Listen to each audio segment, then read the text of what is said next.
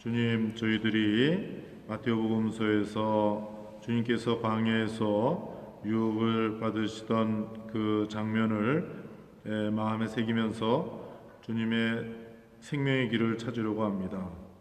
성령께서 예수님을 광야로 인도하셨듯이 같은 성령을 저희에게 보내주셔서 성령의 빛으로 이 복음을 잘 알아듣고 저희가 세상에서 겪는 여러 가지 유혹을 용감하게 물리치고 저희도 승리를 거둘 수 있도록 이끌어 주십시오. 부족한 기도 예수 그리스도를 통하여 비나이다. 아멘. 성부와 성자와 성령의 이름으로 아멘. 네, 안녕하십니까. 올해 2020년 사순특강 광야의 유혹인데 또 마침 코로나19 바이러스로 정말 성당이 텅 비어 있고 온 세계가 지금 왕래도 하지 못하는 그런 상황에 몰려 있습니다. 어떻게 보면은 우리 모두 갑자기 광야에 몰린 듯한 그런 상황입니다. 그런 가운데 우리 마태복음서에 나오는 마태복음서 4장 1절에서 11절에 나오는 광야의 유혹의 내용을 우리가 좀 같이 묵상하는 시간을 갖도록 하겠습니다. 먼저 성경을 좀 읽겠습니다. 그때 예수님께서는 성령의 인도로 광야에 나가셔 악마에게 유혹을 받으셨다. 그분께서는 40일을 밤낮으로 단식하신 뒤라 시장하셨다. 그런데 유혹자가 그분께 다가와 당신이 하느님의 아들이라면 이 돌들에게 빵이 되라고 해보시오 하고 말했다. 예수님께서 대답하셨다. 성경에 기록되어 있다. 사람은 빵으로만 살지 않고 하느님의 입에서 나오는 모든 말씀으로 산다. 그러자 악마는 예수님을 데리고 거룩한 도성으로 가서 성전 꼭대기에 세운 다음 그분께 말하였다. 당신이 하느님의 아들이라면 밑으로 몸을 던져보시오. 성경에 이렇게 기록되어 있지 않소? 그분께서는 너를 위해 당신 천사들에게 명령하시리라. 행여 내 발이 돌에 차일세라. 그들이 손으로 너를 받쳐주리라. 예수님께서는 그에게 이르셨다. 성경에 이렇게도 기록되어 있다. 주 너의 하느님을 시험하지 마라. 악마는 다시 그분을 매우 높은 산으로 데리고 가서 세상의 모든 나라와 그 영광을 보여주며 당신이 땅에 엎드려 나에게 경배하면 저 모든 것을 당신에게 주겠소 하고 말했다. 그때 예수님께서 그에게 말씀하셨다. 사탄아 물러가라. 성경에 기록되어 있다. 주 너의 하느님께 경배하고 그분만을 섬겨라. 그러자 악마는 그분을 떠나가고 천사들이 다가와 그분의 시중을 들었다. 먼저 1절을 가지고 우리가 좀 생각을 해보겠습니다. 1절에 예수님께서는 성령의 인도로 광야에 나가시어 악마에게 유혹을 받으셨다. 그런 말씀입니다. 1장, 2장에는 이제 예수님의 탄생에 대한 이야기가 나오고 그 다음에 이제 예수님께서 세례를 받으시자 이제 광야의 유혹을 받는 이 내용이 제일 먼저 나옵니다.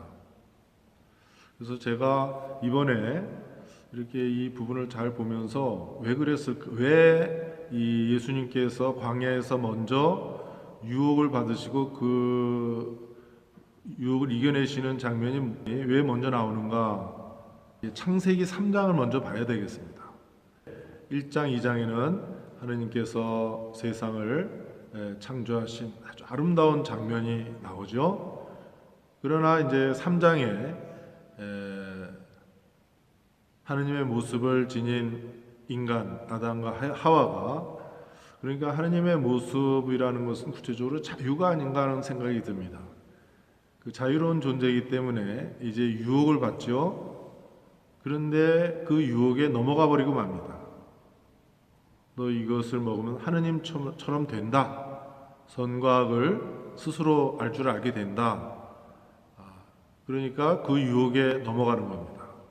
그리고 그 탐스러운 과일을 먹었습니다. 그러니까 그 유혹에 넘어가면서 하느님과 함께 지내던 낙원 생활은 막이 내리고 이제 하느님을 떠난 인간의 비참함이 이제 시작되는 것이죠. 그러니까 우리는 예수님께서 온 세상을 구원하시는 구원자라는 것을 믿고 그 신앙을 고백하는 사람들로 드립니다. 그러니까 예수님께서 우리를 구원하러 오셨다면은 먼저 구약의 창세기 3장에서 첫 인간이 그 유혹에 넘어간 것과 달리 이제 새로운 아담인 예수께서 그 유혹을 이겨내셨어야 합니다.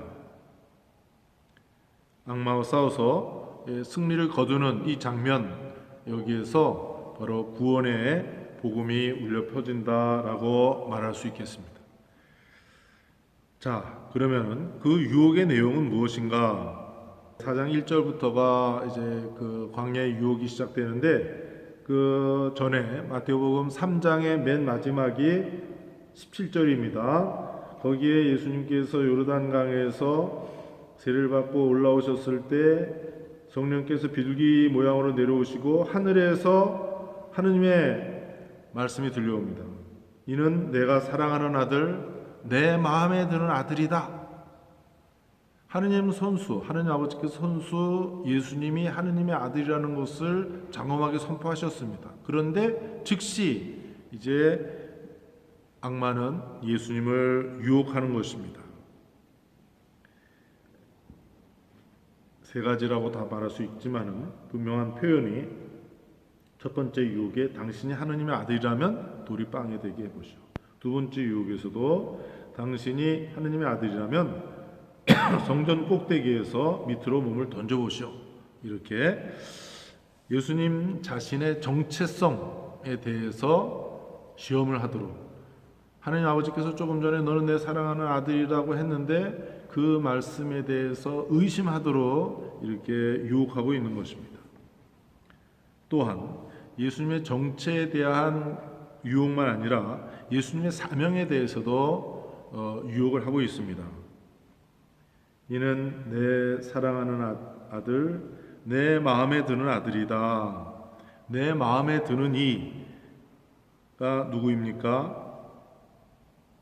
바로 이사야 예언서 42장 1절에 나오는 주님의 종의 첫 번째 노래입니다. 보면은 여기에 나의 종이 있다. 그는 내가 붙들어 주느니 내가 선택하니 내 마음에 드는 이다. 그러니까 예수님은 이사야 예언서에서 얘기한 주님의 종으로서 자신의 사명을 다하기 위해서 오신 것입니다. 이 마음에 드는 종은 어떤 종인가? 내가 그에게 나의 영을 주었으니 그는 민족들에게 공정을 펴리라. 그는 외치지도 않고 목소리를 높이지도 않으며 그 소리가 거리에서 들리게 하지도 않으리라. 그는 부러진 갈대를 꺾지 않고 꺼져가는 심지를 끄지 않으리라. 그는 성실하게 공정을 펴리라. 그러면서 7절에 보면은 보지 못하는 눈을 뜨게 하고 갇힌 이들을 감옥에서 어둠 속에 앉아 있는 이들을 감방에서 풀어주기 위함이다. 이와 관련해서 이제 비슷한 내용으로 이사야서 61장 1절의 말씀이 있습니다. 주님께서 나에게 기름을 부어주시니 주 하나님의 영이 내 위에 내리셨다. 주님께서 나를 보내시어 가난한 이들에게 기쁜 소식을 전하고 마음이 부서진 이들을 싸매주며 잡혀간 이들에게 해방을, 갇힌 이들에게 석방을 선포하게 하셨다. 그 주님의 마음에 드는 종으로서의 그 겸손하면서도 그러니까 작은 일을 소중하게 여기고 사람들에게 하느님의 영을 불어 넣어주리, 더 줄 사람, 새 계약을 맺어줄 사명, 바로 이 사명에 흐리게 하는 그 유혹입니다. 너는 내 아들이다, 내 사랑하는 아들이라고 했습니다. 이것은 시편 2편 7절에 보면은 주님의 결정을 나는 선포하리라 나에게 말씀하셨다. 너는 내 아들, 내가 오늘 너를 낳았노라. 그러니까 이 아들은 주님을 거스르는 이들을 가만히 내버려 두지 않습니다. 시편 2편 2절에 보면 주님을 거슬러 그분의 기름 부음 받은 이를 거슬러 세상의 임금들이 들고 일어나며 군주들이 함께 음모를 꾸미는구나. 그러나 그들을 대적하면서 이제 하느님의 아들로서 주님에 대한 자기 신앙의 단호한 자세를 간직하고 있는 아들입니다. 이 아들의 그 사명을 이제 포기하게끔 하는 유혹이라고 할 수 있겠습니다. 그러니까 우리는 구원을 필요로 하는 존재들입니다. 우리 스스로가 우리를 구원하지 못하고 우리는 죄 속에 살아갑니다. 천사 같은 모습으로 이 아기가 태어나지만 태어날 때부터 이제 온갖 죄와 악과 죽음에 맞닥뜨리고 그것을 이겨내지 않으면 안 되는 그런 운명을 지닌 인간입니다. 그러니까 왜 그런가? 이것은 유혹을 받아서 하느님을 떠난 인간의 비참함을 얘기하는 것이다. 그 인간과 연대하시는 하느님의 아들 예수님, 인간이 되신 하느님이신 예수님, 이분이 이제 인간과 연대하여서 유혹을 겪고 유혹을 이겨내면서 이제 유혹으로 말미암아 닫혔던 구원의 문을 이분이 열어 젖히려고 하는 것입니다.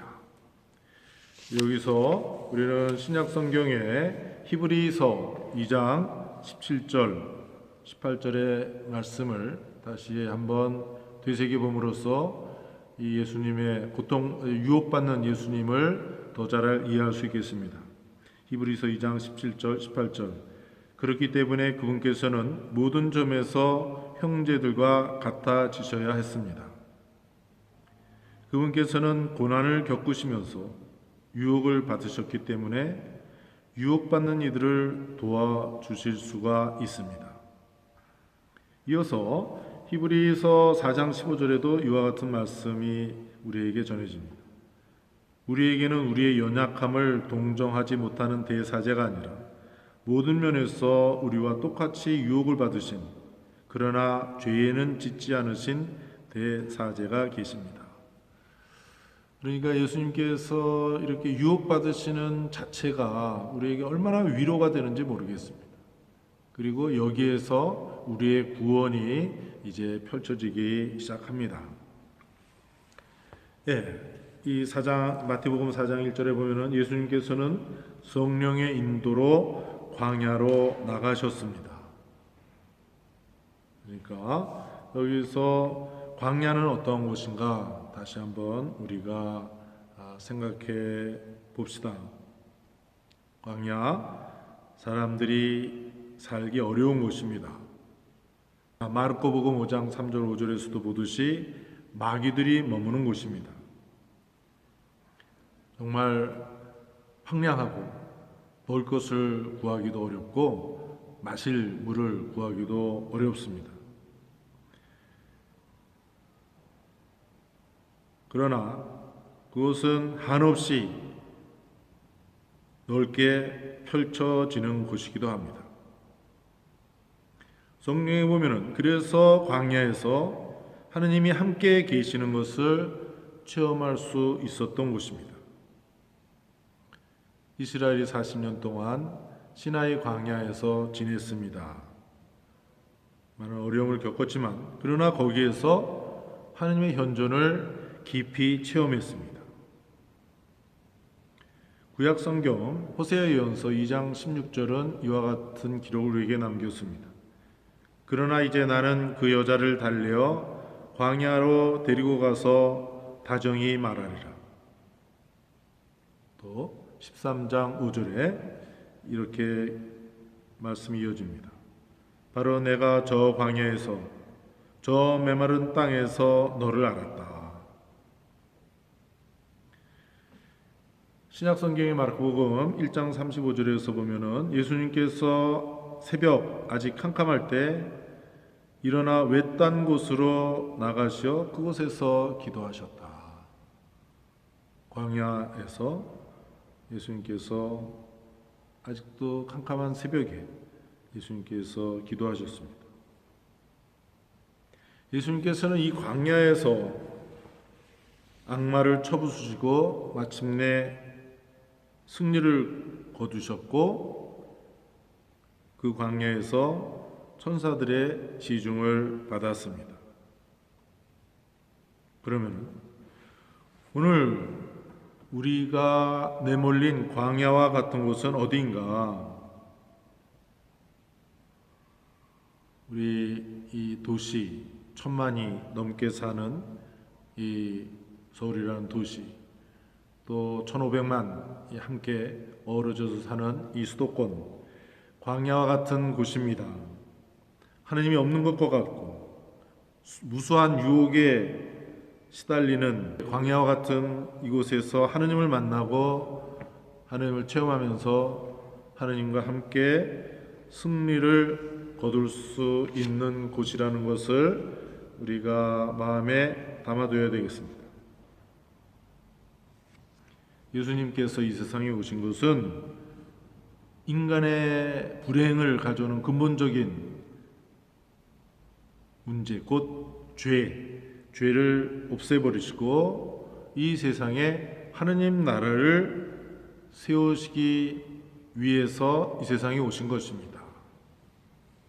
마르코복음 1장 15절에 예수님께서 선언하셨습니다. 때가 차서 하느님의 나라가 다가왔다. 그러니까 복음서에서 또 성경에서 또 교회가 계속해서 선포하는 것은 예수님께서 이 세상에 오심으로써 이 세상에 어떠한 다른 피조물이 아니라 하느님께서 세상을 다스리신다. 하느님이 원리가 되는 세상이 되기 시작한 것이다. 죽음이 아니라 생명이 원리가 되는 것이다. 미움이나 증오가 아니라 사랑과 용서가 세상을 다스리는 원리가 되는 것이라는 것입니다. 하느님의 나라를 세우는 길에서 인간을 유혹하는 악마를 만나는 것은 매우 자연스러운 일입니다. 또 천지 창조 후에 창조 질서를 흩뜨리려는 악마에 의해서 이제 세상에서 무질서가 지적되었습니다.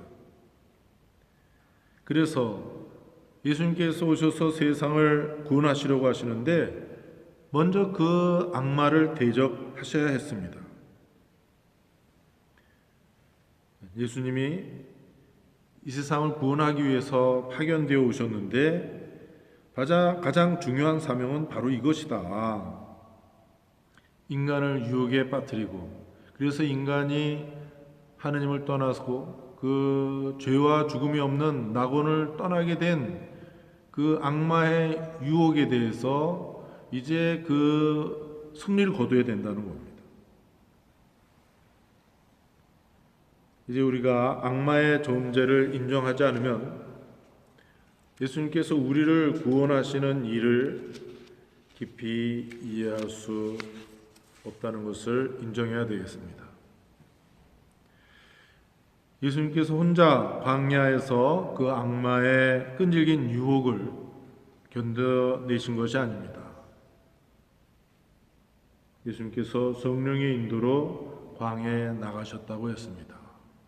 예수님께서 그 유혹을 겪고 유혹을 견뎌내실 때 성령께서 함께 하셨습니다. 우리가 세상에서 많은 유혹을 겪고 그래서 유혹과 싸우고 때에 따라서는 우리도 실패하고 우리도 유혹에 빠지기도 하고 그 유혹과의 싸움에서 패배하기도 하지만 그러나 결코 우리가 혼자라고 생각하지 맙시다. 성령께서 예수님을 광야로 인도하시고 성령께서 그 광야에서 투쟁하시는 예수님과 함께 하시면서 끝내 승리를 가져다 주셨듯이 성령께서 우리와 함께 하시고 기어이 우리를 악마와의 싸움에서 승리하도록 이끌어 주십니다. 이제 예수님께서 복음 선포 활동 곧 공생활을 시작하시면서 제일 먼저 광야에서 악마와 싸우면서 유혹을 이겨내셨습니다. 우리는 그리스도를 따르고 그리스도를 뒤따라가는 사람들입니다. 우리도 광야를 기꺼이 선택해야 되겠습니다. 그 편안한 생활을 떨쳐버리고 그 유혹을 물리쳐야 되겠습니다. 그럼으로써 우리가 그리스도 신앙으로 불리웠음을 확인할 수 있습니다. 예수님께서 광야에서 싸우시고 유혹을 이겨내셨습니다. 예수님과 하나 된 우리도 이제 악마와 싸우고 그 유혹을 이겨내게 되어 있습니다. 또 그리스도의 몸인 교회, 우리 교회가 끊임없이 악마의 유혹을 견뎌내고 싸워서 승리를 거두어야 되겠습니다.